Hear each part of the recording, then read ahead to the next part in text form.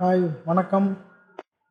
Saudi Arabia தமாம் நகருக்கு பக்கத்தில் உள்ள அல்கோபர் அந்த ஏரியாவில் இருக்கிற அஜிசியா என்ற பக்கத்தில் லேபர் கேம்பில் நடந்த வேலைநிறுத்தம் தான் இந்த வீடியோ. இந்த அஜிசியாவில் உள்ள லேபர் கேம்ப் ஆனது சாத் கம்பெனிக்கு சொந்தமான லேபர் கேம்ப்.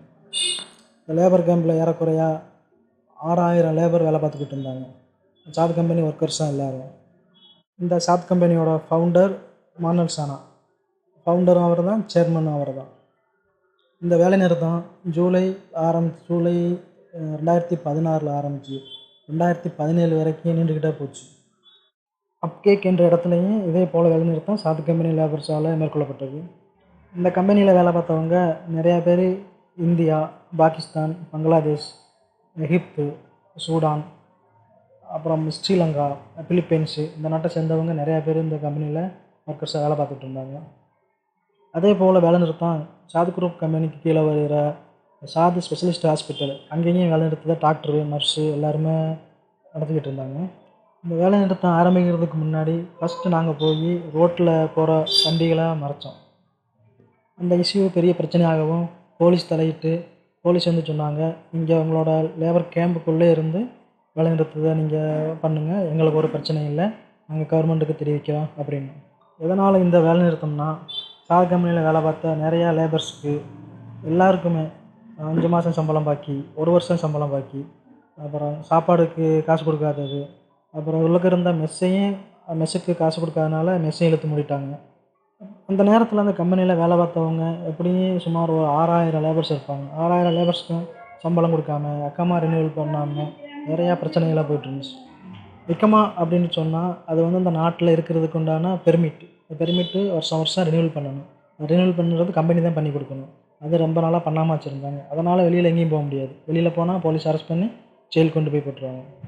சரி, சம்பளம் தட்டாலும் பரவாயில்ல, நாட்டுக்கு போகிறோம் அப்படின்னு எக்ஸிட் பேப்பருக்கு கொடுத்தோம்னா அது எக்ஸிட் பேப்பரை வாங்கி எந்த ரெஸ்பான்ஸ் பண்ணுறதில்ல.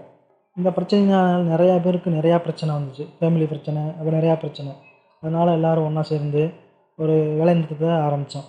எல்லா கேம்ப்லேயுமே நடந்துச்சு வேலை நிறுத்தம். சாத்துக்கு சொந்தமான எத்தனை கேம்ப் இருக்கோ எல்லா கேம்ப்லேயுமே வேலை நிறுத்தத்தை ஆரம்பித்தோம். இந்த வேலை நிறுத்தம் வந்து சுமார் ஒரு 7 மாதம் 8 மாதம் தொடர்ந்து நீடிச்சுட்டே இருந்துச்சு. வேலை நிறுத்தம் ஆரம்பிக்கும்போது இந்தியன் எம்பசி வந்து தலையிட்டு, நாங்கள் எல்லாம் ரெடி பண்ணி தரோம், உங்களுக்கு இந்த கவியல் பிடிக்கலைன்னா வேறு இடத்துல போய் வேலை பாருங்கள் அப்படின்னு சொன்னாங்க. நான் யாருக்கு நாட்டுக்கு போக விருப்பமோ அவங்க நாட்டுக்கு போங்க, நாங்கள் எல்லாம் ரெடி பண்ணி தரோம் அப்படின்னு சொன்னாங்க. அதுபோலவே கொஞ்சம் கொஞ்சம் பேராக இப்போ இந்தியாவுக்கு வந்து சேர்ந்தோம். அதே போல் அந்தந்த நாட்டு எம்பசியும் தலையிட்டு அந்தந்த நாட்டு லேபரை அந்தந்த நாட்டுக்கு அனுப்பி வச்சாங்க. நாங்கள் நாட்டுக்கு வர்றதுக்கு முன்னாடி கம்பெனிக்கு எதிராக கேஸ் ஃபைல் பண்ணிவிட்டு, லேபர் கோர்ட்டில் கேஸ் ஃபைல் பண்ணிவிட்டு வந்தோம். கேஸ் நடந்து 2 தடவை ஆர்டர் கொடுத்தோம். இன்னமும் சம்பளம் பாக்கியும் செட்டில்மெண்ட்டு பாக்கியும் இது வரைக்கும் யாருக்கு கிடச்சிச்சின்னு இது வரைக்கும் தெரியல. சாத் கம்பெனியில் முன்னாடி வேலை பார்த்தா எம்ப்ளாயி யாராவது இந்த வீடியோவை பார்க்கணும் இருந்துச்சுன்னா கீழே கமெண்ட் பண்ணுங்கள். உங்களுக்கு செட்டில்மெண்ட் பாக்கிலாம் வந்துருச்சா இல்லை வரலையா அப்படின்னு கீழே கமெண்ட் பண்ணுங்கள், தெரிஞ்சுக்கிறோம்.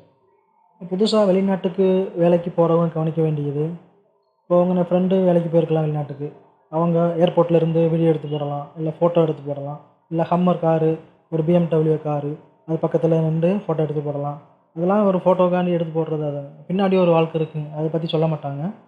இந்த வேலை நிறுத்தம் நடைபெற்று ஒரு 7-8 வருஷத்துக்கு மேலே இருக்கும்.